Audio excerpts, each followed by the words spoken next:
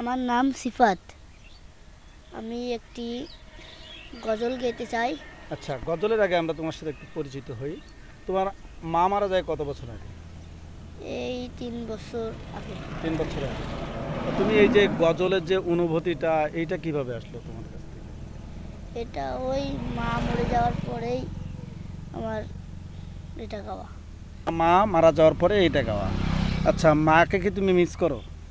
হুম, কতটা মিস করো? অনেক। অনেক। মাগো তোমার মতো রয় না কেউ।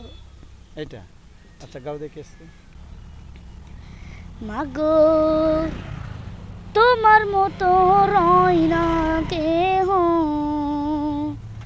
আমার বুকে টানি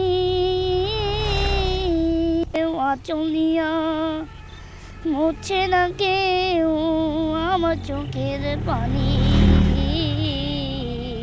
হাই রে মা জননী আমার, হাই রে মা জননী, হাই রে মা জননী আমার, হাই রে মা জননী। আসলে মা না থাকার কষ্টটা হয়তো সিফাত ছোটোবেলা থেকে মেনে নিতে পারিনি, আমরাও হয়তো মেনে নিতে পারবো না।